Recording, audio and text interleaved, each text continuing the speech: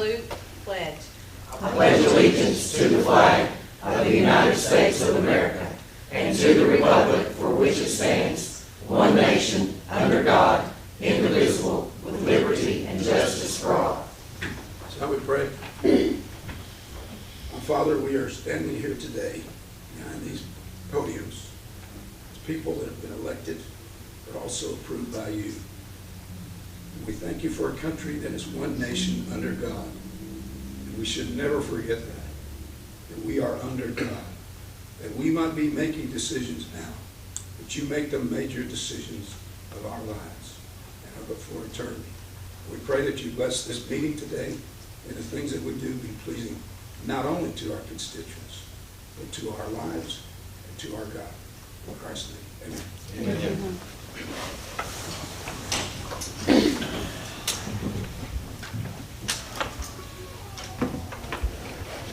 Thank you so much. Madam, would you call the roll? Alford. Here. Cry. Here. Blake. Mull. Here. Peak. Thompson. Here. Goins. Here. Slater. Here. Mason. Here. Davis. Raper. Here. Winters. Here. 11 present and 3 absent. Thank you, Madam. Entertain a motion for approval of minutes. Got a motion from Commissioner Hughes, second by Commissioner Goins. Any discussion? Call the roll, please. Alford. Yes. Cry. Yes. Mull. Yes. Thompson. Yes. Goins. Yes. Slater. Yes. Mason. Yes. Raper. Yes. Winters. Yes. Everson. Yes. Hughes. Yes. That's 11 in favor, none opposed, 3 absent. Thank you, Madam. Now a report from our county mayor, Mayor Davis. Thank you, Mr. Chairman. Good afternoon, everyone. Unless someone has something for me, I have nothing to report today. Thank you. Anyone have any questions of the mayor? Yes, Commissioner Hall. Mayor, you may not know, but we probably need to check, who owns the strip of land and, out behind the airport between the railroad and the road that we built around the airport? There's a strip of land. I was thinking the airport bought to the railroad, but I could be wrong. I don't know. I know what you're talking about, but I'm not sure. Seems like when they were buying all of that and building the road, you got an answer, Doug? Just so happens I might have that answer today. How is everybody? That strip between the road, the new road section, and the railroad is owned by the Airport Authority, and I think it's about 17 acres in a very irregular, long strip with a couple of creek crossings. Well, my concern is, as I go up and down that road quite often, as always, I say it's a drag strip, the railroad, the road is. They're doing it out at exit 22, by the way. But now, as you go up and down that road, that strip of land between the railroad and the road, what's the name of the road? It looks to me like it's becoming a beaver pond. I looked the other day, that whole area used to not have any water hardly at all, and it looks to me now, it looked like there was some trees where beavers been chewing. Oh, okay. And it's up. It's like a lake in there now. Oh, And it used to not be that way. So evidently the beavers have stopped up the road, the flow of water. You might check with your airport authority if you don't mind. I'll reach out to Mark. Right out there and look at it, because it looks to me like beavers have moved in. I'd be real surprised that the railroad hasn't addressed that if with the right-of-way there, but I'll check with the Airport Authority and let them know. We've looked at possibly putting transloading facilities there, a rail offload, an onload facility, a couple of different times, so. So you won't be able to do it. No, not if it's It's a floating lake. in water. It's become a lake. I'll have them check into it. Okay, thank you. Could just be blocked culverts from all the rains we've had Well, too. But it's been building up slowly, so I think the beavers have moved in and got it blocked to some degree. sure, I'll have them take a look at it. I Thanks, appreciate it. Thank you. Thank you, Doug, for confirming that my provision did work. Thank you. Commissioner Everson. Thank you, Mr. Chairman. I was just going to point out that the last thing you need would be TDEC to declare that area a wetland, because you're dealing with wetlands right now in the Oh, yes, I industrial park. So, Thank you, Chairman. Thank you. Any other questions of the mayor? Thank you, Mayor. I entertain a motion for consent agenda. Got one by Commissioner Goins, a second by Commissioner Slater. Any discussion? Call the roll, please, ma'am. Alford. Yes. Cry. Yes. Mull. Yes. Thompson. Yes. Goins. Yes. Slater. Yes. Mason. Yes. Rayford. Yes. Winters. Yes. Epperson. Yes. Hughes. Yes. It's 11 in favor, none opposed, and 3 absent. Thank you, madam. Now reports from committees and/or districts. We'll start to my right, Commissioner Epperson. Thank you, Mr. Chairman. Everything's doing good in the first district. I have nothing to report. Thank you, sir. Commissioner Hughes. Mr. Chairman, I have nothing today. Congratulations on a big milestone birthday, Commissioner Hughes. I was hoping I wanted to bring that up. I didn't say what it was, but congratulations. 58. Thank you, then. 58. No, I'm not 58. 29. I tried that the other day, Mr. Crowe, I couldn't sell that one. I can't imagine. They honestly put me over, so I was like, no, 50 years old, guys. Probably could come up 58, be close with him. Thank you, Mr. Hughes. Commissioner Alford. I've already gave my basic report about the Okay. roads out there behind the airport. So other than that, I have nothing. Thank you, sir. Commissioner Cry. Thank you, Mr. Chairman. I have a couple of things wants to bring up. One is the old issue that we have with our septic permits has arisen again with me in particular, people complaining that we can't get service from the permit people. It's taken up 3 to 4 weeks and holding everyone up. And I think, I'd like to put this on the work session. We'll bring it up the work session about rejuvenating the old study that we had done with the ad hoc committee, because we have an issue and it's slowing everything down. The other issues, I'm gonna ask Commissioner Mason if he would just bear with me and help me out on Candice Creek Ridge Road at Hooper Gap going north and Hooper Gap going to Mouse Creek. We could put it on our list. It seems like we've got some people that lives up there in that north area that use it for a garbage dump. It's pathetic, really. About every 2 weeks it needs to be cleaned up. It's sad. That's all I have. Thank you. Thank you, sir. Only thing I have, I'm gonna mention at every meeting, it's A and B, C, it's the worst thing that this commission ever passed. These people don't know who in the heck they're voting for. And they say A seat and B seat, and it's just not. I went through a lot of elections myself, and when they all jump in one pile and the best 2 win, that's when it was the best. But this A and B seat, it's got the people messed up so bad they don't know what to do. I get calls from it every day. Some people say, oh, I don't. Well, I do. And they don't know who to vote for. So they don't know what they're voting for. But anyway, we tried to explain it, and I've asked the banner, and I know they've done the best they can do to explain it the best they can, but it's the worst thing we ever done. Thank you. Thank you, Mr. Thompson. Commissioner Goins. 5th district's looking good. Commissioner Slater. All's well in the 5th, Jane. Thank you. Commissioner Mason. Thank you, Chairman. I've had several calls from constituents out on Million Road. A big thumbs up for the road department for paving out on Million Road. Several constituents wanted me to bring it up. Thanks to Sandra and all the guys over there. I drove on it there on Thursday, and it looks very good. Thank you. That's all I have. Thank you, sir. Commissioner Rapp. Thank you, Mr. Chair. Our construction project is making progress, and other than that, all is well and settled. Thank you. Thank you, sir. Commissioner Winter. Thank you, Mr. Chairman. As a candidate that ran against 4 other people that were all trading off every time they go to a door, they would say, well, I'll vote for you, and you vote for this one. A and B has been great for my district.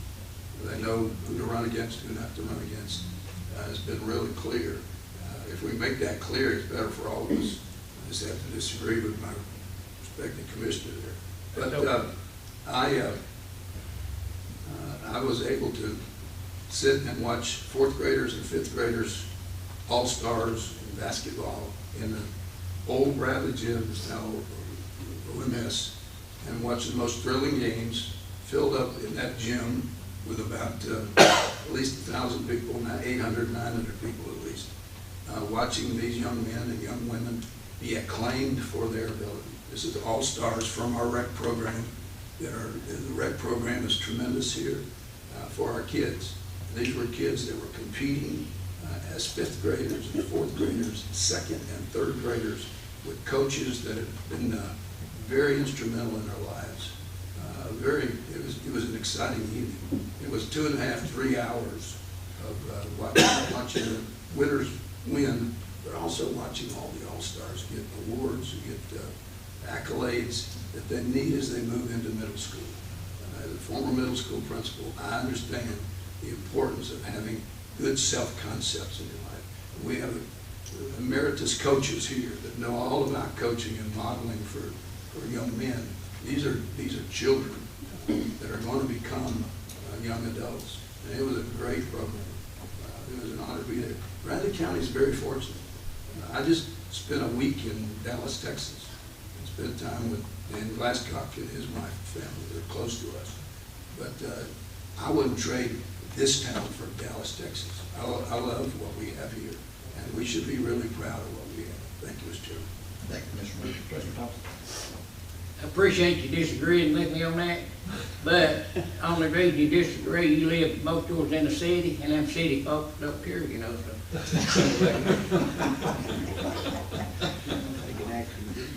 Okay, here we go. Can I entertain a motion for approval of the agenda? I have a motion from Commissioner Hughes. Do I have a second? Second by Commissioner Goins. Any discussion? Call the roll, please, madam. Hopper. Yes. Yes. Mull. Yes. Thompson. Yes. Goins. Yes. Slater. Yes. Mason. Yes. Rayford. Yes. Winters. Yes. Epperson. Yes. Yes. 11 in favor, none opposed, and 3 absent. Thank you, madam. Moving into the agenda, item A, Commissioner Alford. Yes, I brought it up last work session. This is a resolution authorizing the mayor to negotiate and execute an interlocal agreement with the city of Charleston for road repair and maintenance services. And if you look at page 51 on your computer there or whatever, you can see basically what it is. I think McMahon and Calhoun have the same agreement. In other words, Athens brings their equipment, brings their people, and brings the material down, and they do some roads in Calhoun. And this is basically the same concept that will be, Sandra, or whoever the road superintendent will be, will provide the equipment, the material, and Charleston will reimburse us for the product and stuff. So it's just an interlocal agreement, which I think is really a good thing for us in Charleston to do some things like this. So that's what I'd like to put on the agenda to vote on today. Okay, we got a second by Commissioner Cry. Any discussion on this? One other thing, I see Mr. Scoggins back here, he's the public works gentleman. You got anything? Yes, come on up. Before we vote? Well, the city of Charleston appreciates your efforts in trying to chase down this interlocking agreement. It'll benefit the city a whole lot. It should cut our costs by half on paving roads, and as you know, we don't really have a real strong budget for it. So it's something that the city commissioner brought to my attention that they did in Calhoun, and then I chased it down with, followed up with it with Sandra, and then I think Commissioner emailed some of y'all, and we would appreciate this. It would go a long way in helping the citizens of Charleston. And thank you for your time. Thank you, sir. I have a motion. I have a second from Commissioner Cry. Any discussion? Yes, Commissioner Epperson. Thank you, Mr. Chairman. I was just curious, is Sandra okay with this and everything? But she's not here to comment. And also, were y'all approached by the city of Cleveland also? No. Okay, all right, thank you. No, it's, Okay. Any other questions? What roads is it? I mean, what's the reason for it? I mean, just so I know. It's just in the city of Charleston. Oh, okay. correct, sir? Yeah, I mean, it's just a more efficient process and cheaper way to get it. I mean, we'll reimburse or the labor or whatever the agreement is that the mayor works out. And keeps us from having to bid it out and getting prices that are probably too high anyway. But we've got several roads up there that need a lot of attention that Patchwork just won't do. So we just want to be able to use our funds to the best that we can. Thank you, sir. Any other questions? None being, call roll, ma'am. Alford, Yes. Cry, Yes. Mull, Yes. Thompson, Yes. Goins. Yes. Slater, Yes. Mason, Yes. Rayford, Yes. Winters. Yes. Jefferson, Yes. Hughes. Yes. It's 11 in favor, none opposed, and 3 absent. Motion passes. This time, any communication from the audience? Come on up, Mr. Berry. I do have a report back on the beaver issue. I did reach out to Mr. Fiddler while we were sitting here, and he indicated that they have professional trappers engaged, and they've been working on this for about a month. But they will trap them all out and remove them. Well, I was right to start with then, wasn't I? Huh? I was right to start with, their beavers have moved in. They have moved in. You were correct. They came up in Royal Oaks, that's where we moved them out. Thank you, Mr. Berry. Where they came from. Anyone else want to speak before the commission? Yes, ma'am. If you'll state your name, and if you want to publicly state your address, if you don't want to, that's fine. If you don't want to do that, you can give it to Ms. Malford before you leave. Very good. My name is Jessica Hedgecock, and I am in District Thompson and Charlotte. So I think that's 4. Yes, Okay. that's correct. All right. So if you want to start my time. I just want to bring things to everybody's attention. We take a break in our school day today to come down here to set rumor and the record straight. There have been rumors saying that I planned and staged my arrest, saying that this was all planned, and that is simply not the case. Only after I was arrested and allowed to make phone calls did I know that people were organizing a protest on my arrest. I was flattered to know that an initial texting of 2 friends that morning turned into 5 or 6 moms who were very upset by my treatment, that they made calls to local community groups that I am not a part of. They asked them to protest the situation that took place at the Cleveland Imaging. I met many people at that protest that I had never met in my life, and I appreciated their support to stand up in truth. What happened at Cleveland Imaging was a mom who stood firm in her rights of due process. I do have mask and shield exemptions, but does that mean that I hand over my medical and religious documentation everywhere I go, only to wear a yellow star? The record shows I kindly urge staff for due process in the law. That according to Quarantine and Isolation Statute 68-5-104, Quarantine and Isolation, you can't treat a person as if they are sick unless you have a report on that person. I quoted the Tennessee statute to the staff multiple times, asking if they had a report on my person. They told me they did not know if I was an agent of contagion. This fraud of lawful due process is what I'm here protesting today. What I have encountered over the past 2 years has been a damaging police state, or policy state. It's been cruel and inhumane. The policies businesses claim that are necessary, not seeing your child with your spouse after giving birth, not having a loved one at a support person for surgery, not being allowed to have a pastor come and pray for you. The list goes on. I understand this situation completely because I was thrust into the medical field. I have $1 million baby that has been reported in the press. I understand medical needs. He is a medically complex child. There can be no just laws if fraud occurred before. The record shows back in July of last year, I wrote Brittany Hopkins at the health department. I sent her a certified letter asking her if there was a report on my person or anybody in my family. The letter sent gives back no indication whether I am an agent of contagion. So why is Bradley County complicit in fraud? The Bible talks about sin, and I myself am not blameless. I do acknowledge that. However, we must listen to God's word and turn from our wicked ways. I do believe that in my boldness in asking about the fraud of due process in Bradley County, speaking with past commissioners in GOP meetings, and making recent FOIA requests is why I'm being targeted. We have had 3 calls from the FBI in the past 6 weeks. We have had a personal unannounced visit from the FBI to our home, where they have confronted our child before addressing an adult. Why is it then Bradley County taxpayers try to report crimes or fraud in their area locally, and then a local official silence them? Commissioners don't respond with emails when their taxpayers in their district want to get on the agenda. They don't respond. And mayors don't return calls in which living men and living women are trying to keep Bradley County out of the red.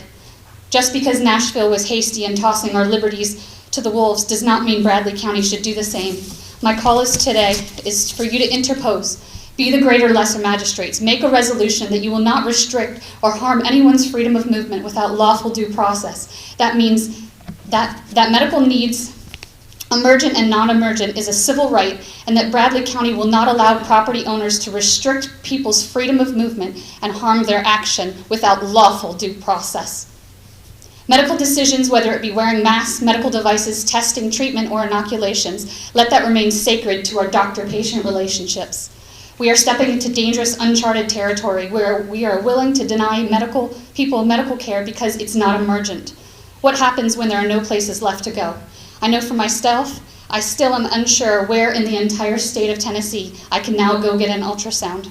If everyone has policies that require me to hop, skip, and jump in such a proper fashion, I need 30 seconds, that I don't meet their standards, I will never get my doctor-ordered treatment.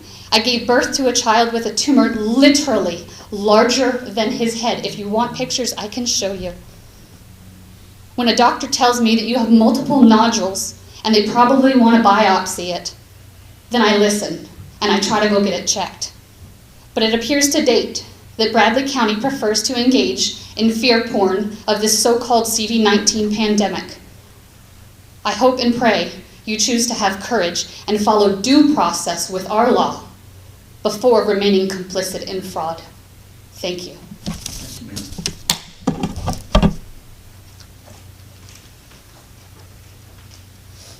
Anyone else want to speak before the commission?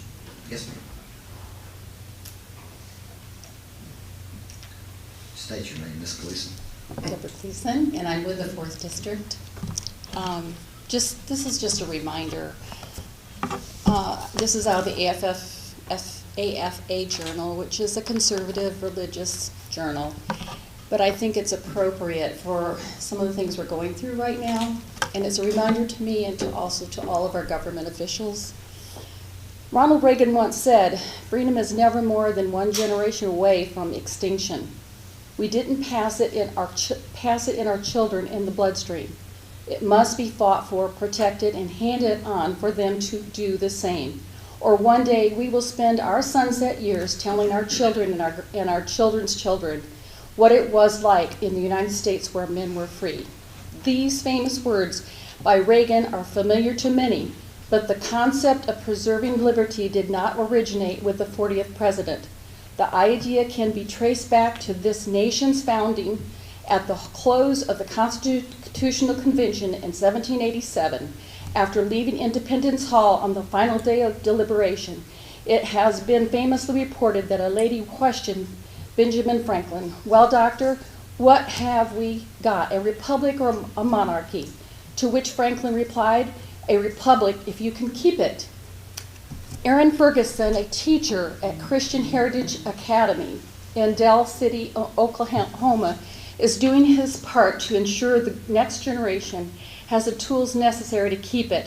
That is, to protect and advocate the cause of liberty. Also in the article, I'm just getting excerpts from it. Also in America, we the people are the highest authority under God, and our civil leaders are our elected servants. They serve the purpose of securing the blessings of liberty as we have ordained in the Constitution. The state civil government exists for us. We do not exist for the state. How important is it? How important is an educated citizenry? In a letter to Charles Yancey, 1816, Thomas Jefferson, primary author of the Declaration of Independence, wrote, "If a nation expects to be ignorant and free, it expects what never was and never will be. An enlightened citizenry will best preserve its liberty. Ignorant people are easily controlled, often have their rights taken away, or even worse, given their rights away. It is not enough just to know that we have rights or liberties. We must know the principles behind them, where they come from, what they mean, and how to preserve them. How else will we know when they are being violated? The Constitution is the rule book for our republic and our representatives. If we become ignorant of the rules, then how will we know when and how we are being broken? They are being broken. The Constitution and Bill of Rights restrains the power of the federal government, which allows us the liberty to govern ourselves. Those restrictions must forever remain in place, or there will be terrible consequences. If the federal government ever removes those restraints or neglects them, as it is currently doing, and we do not keep it accountable, then it will do great harm. We, the people, must know the Constitution, teach it to our children, and protect it from those who wish to destroy. And that's where our heart is. We just want our country to be maintained under the Constitution of the United States and not to ever, ever be neglected or abused, as we have seen our representatives in the state do, by throwing them in the wind in order to compromise and help the private industries, which we don't really believe are private if they're receiving any kind of tax dollars. They no longer are private. And just want to share my heart. This spoke to me a lot, and I just wanted to share that with you. Thank you. Thank you, Mr. List. Mr. Chairman. Yes, Mr. Mayor. I don't think any of us know too much about what this young lady presented, but you as chairman, if you could check into this situation with the mayor and how you view this. There are concerns, we have of overreaching of government. We all have that concern. We're in agreement with that. But if you could check into this a little more and maybe let us know more of the details of this. I know there has to be procedures and medical thing. I understand that, but I think I would like for it to be looked into a little more. And I really appreciate her coming and bringing her 4 children to share with us. And I think we all did. So if you could follow up on that a little bit and give us more information, how we could respond as well as possible. Thank you. Be glad to. Thank you. Commissioner Hughes. Mr. Chairman, I agree with Commissioner Winters on finding out more. I don't know what it's about. If I may ask, you were arrested, correct? Yes, sir. Who was it that made that arrest? Was it the county or the city or who? It was Sergeant Harris, L. Canipes. The city. City, okay. And I assume all this happened in the city, is that correct? Yes, sir, at Cleveland Imaging. Okay. I don't want to get into much detail because of, Yes, sir. I don't want to overstep on that and ask you, it could lead to other things, and I don't want to do that. But I was just curious, I couldn't imagine it happened in the sheriff's office, the reason I said that. But thank you, and then, like I said, whatever you can find out would be great. Thank you. Thank you. Anyone else want to speak before the commission? Okay. Thank you for coming up. Appreciate it. Announcements. If I can turn my page here. Next meeting, work session, Monday, February 28th at 7 o'clock here at the courthouse. Upcoming events, road committee will meet tomorrow at 11 o'clock here in the commission room. Main Street Cleveland meeting will be February 28th at noon at the Elks Lodge. And Finance Committee will meet March 4th, at 11:30 a.m. in the commission room. Motion to adjourn.